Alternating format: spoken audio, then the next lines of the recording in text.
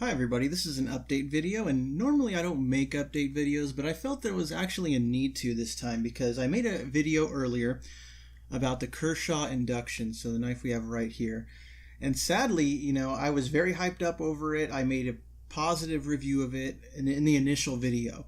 But I felt that there are some issues with this knife, and I wanted to revisit those and perhaps give potential buyers of this knife more information. So before you go spending your money on this knife, give you some information about its build quality, which I feel there are several flaws and things that should be addressed by Kershaw because it's a great design for this knife. I love the Hawk Lock and Grant and Gavin Hawk designs, but this one just wasn't quite up to snuff. And let me just start off from the top. Of course, as you get the knife in the initial video, it flips very well. The action's very nice, but it does develop up and down play. And you might be able to hear that, but it is significant up and down play, more so than I think is acceptable in a knife. And maybe that's just me, but I wanted to get rid of that up and down play. So what do you normally do to get rid of play? You tighten the pivot.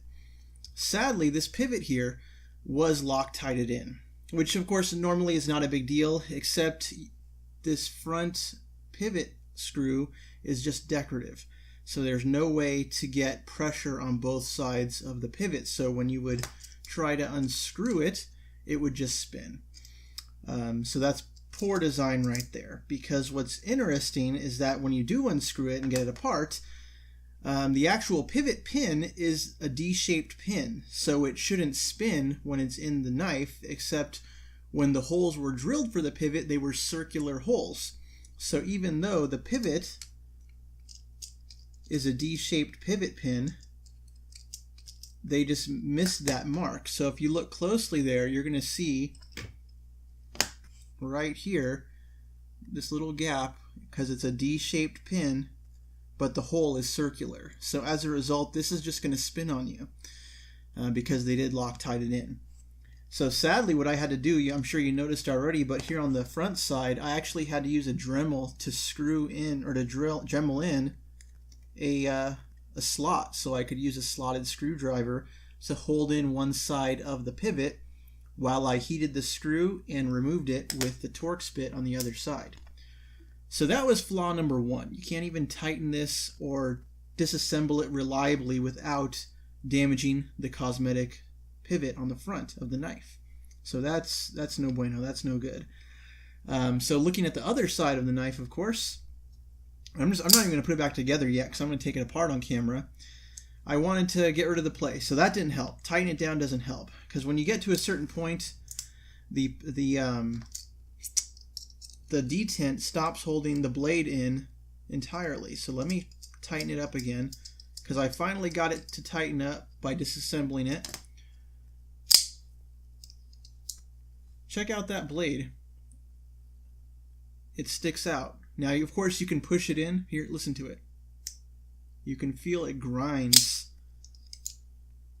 before it sucks that blade in. So it does not naturally want to close 100% of the way. Like, you have to force it in. And one solution to that is to loosen the pivot. But then we're back at square one, where the blade is loose and there's significant play in the blade. So again, just poor thought. And so I wanted to figure out what was going on and causing that blade to stick right there in this spot. So I decided to take it apart further.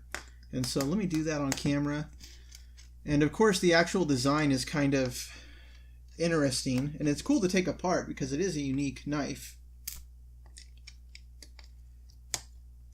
But upon taking it apart, I noticed that there are some flaws just with the construction of this knife.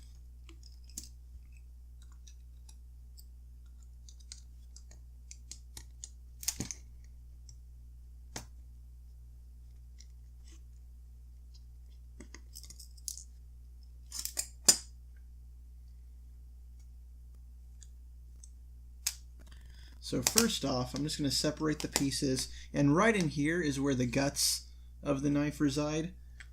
So let me take the screws out and show you exactly what's in here. And I know that, I believe it was Epic Snuggle Bunny, if you subscribe to his channel, he actually made a video where he took this whole thing apart. And so that's actually much better than what I'm doing on front of my camera.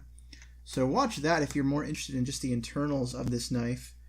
But what I wanted to show you is just the inherent design flaw. This type of lock with these materials, just something isn't working right.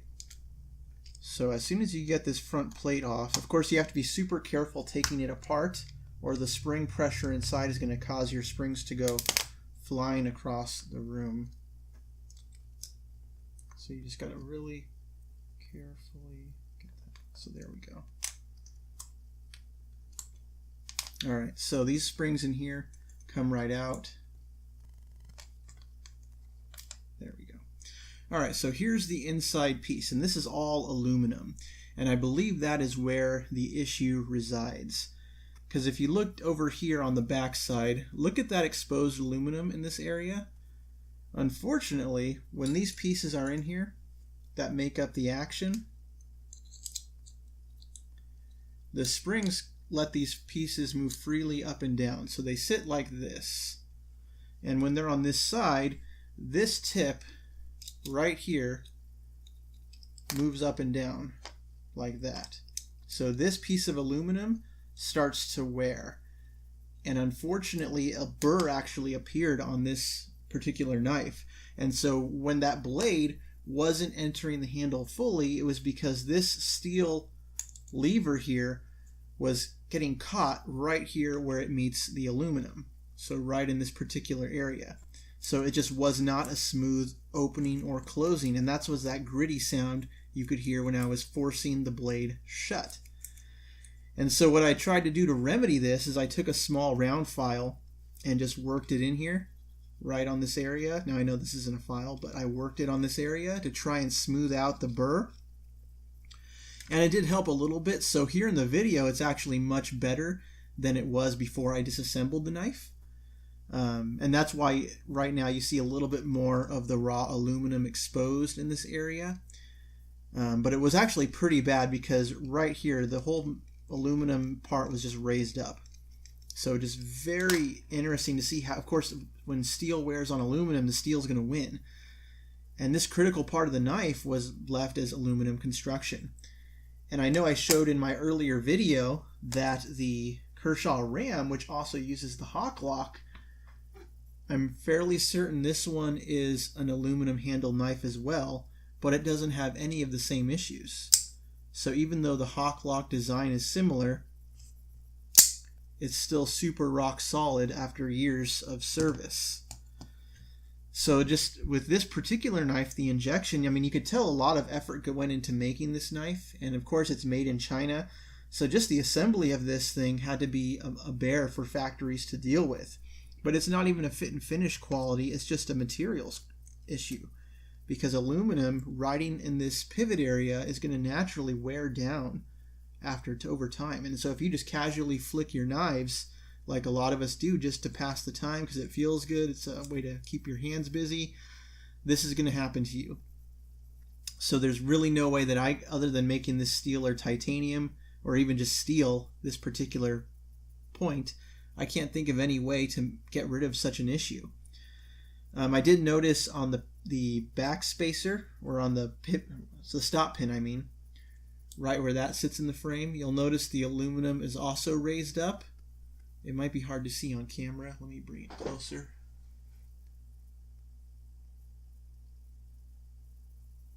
But you'll notice the metal is raised there also.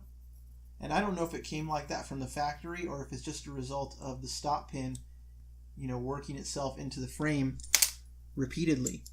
So if anyone else has this knife, take a look at where the stop pin hits right here and see if it's smooth or if it's raised like you see on this particular knife. And it's like this on both scales. So just really, it's a knife that I wanted to love. Go listen to my original review. I was ecstatic over this knife because I was looking forward to it for so long. Because I loved the ram and I was hoping for a lower cost mass-produced version of that. But this one just did not hit the mark. So we have two strikes against it. We have the poor design of where the pivot is and the construction. We have the issues with the actual pivot pin being D-shaped, but the pivot hole being a circle.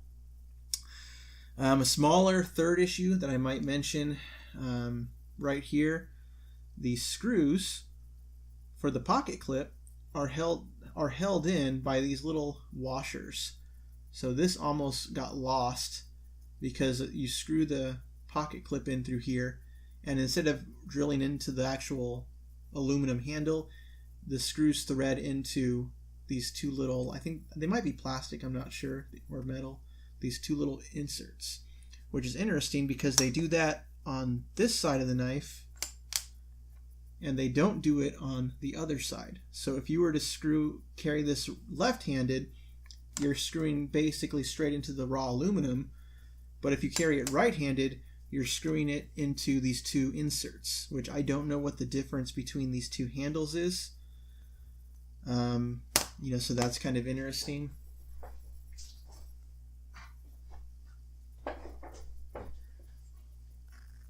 So maybe there's a difference there. So again, something's just wonky with the design of this particular knife.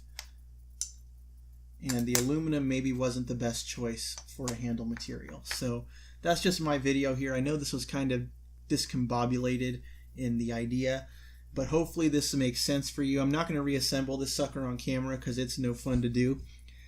But again, if you're looking to buy this knife, I really wanted to like it, but I just can't recommend it at this point. I haven't even owned it that long, and the actual blade is still razor sharp because I haven't really even cut anything with it. This has just been a knife that I've used to, play around with around the house. So again, the sharpness is not an issue. The blade is not an issue. It's just the construction overall of this knife. So just be careful with these made in China knives, especially if they're more complex than your basic liner lock or frame lock. Not sure if I'm going to make a plunge for any of these similar offerings anytime soon. At least not until I see some certified reviews on how they operate. But again, as far as I know, no one else has mentioned this type of issue. So hopefully, hey, maybe mine just didn't get made right. Maybe mine's a lemon. But just FYI. If you have any questions about what I did here on this video, please do ask. I tried to make it clear, but I totally understand if this is hard to understand. But feel free to leave me a message, guys. Thanks for watching this one. Have a great night. Bye-bye.